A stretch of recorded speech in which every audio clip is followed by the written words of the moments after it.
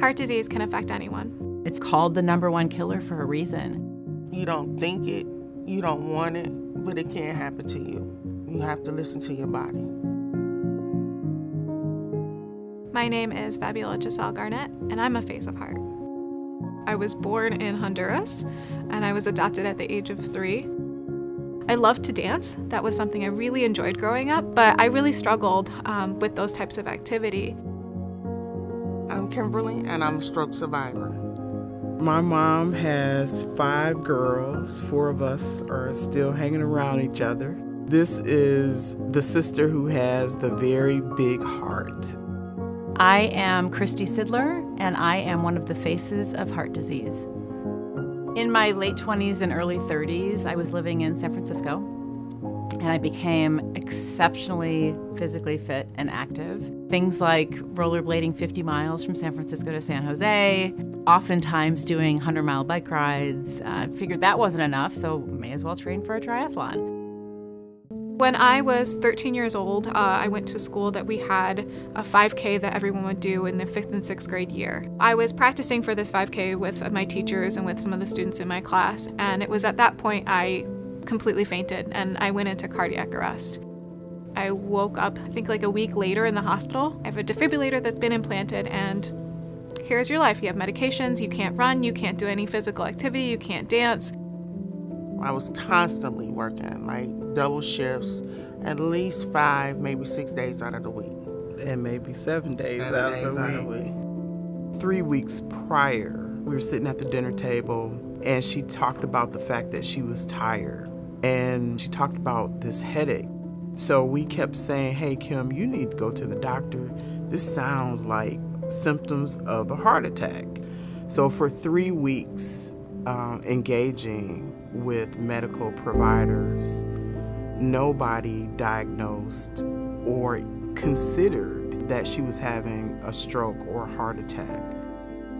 I was training for the triathlon. I was riding my bike up a hill to the gym, and I went into this arrhythmia. I was starting to lose consciousness, fade in and out, wondering if these were going to be my last breaths. Suddenly, another cyclist came by, and I will never forget him holding my arm, saying, "Christy, stay with us." When I got into my 20s, I got pretty comfortable, and I didn't think there was any progression in my disease. I thought, okay, this is it. This is how it's going to be for the rest of my life. When I turned 30, I started to develop more symptoms, and I started to notice more fatigue. I started to have difficulty doing normal activities again. So they brought me to the hospital. I was 10 days in as they were trying to figure out what was wrong with me. And I have a condition called arrhythmogenic right ventricular cardiomyopathy. And after 21 years of a progressive disease, I'm definitely at the point now where it's pretty bad. It's pretty severe. And at some point, I will need a heart transplant. On October the 4th, 2020, I had a stroke. That was the beginning of my new life. I went to a couple different doctors, and they did some testing and scanning and found out that I was in heart failure and I was needing a heart transplant. And I received my heart transplant May 25th of 2017. So I have a list of things that I want to accomplish now that I have this new heart. And a lot of them are things I never thought that I could do. The fact that I can get a new heart and finish that triathlon, I mean, that is what I'm living for.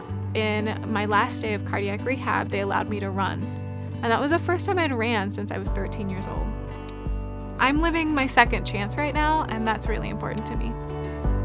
I wish I would pay attention to myself as much as I pay attention to others or push others. It is really critical that we take care of our own bodies, our own mental health, our physical health.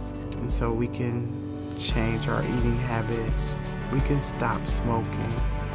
We can stop stressing, and we can stop working more than we need to. If you have a history, do not ignore this. I never look like what people would expect for somebody that went through what I did, but I don't want to ever look like I'm a victim because I'm a survivor.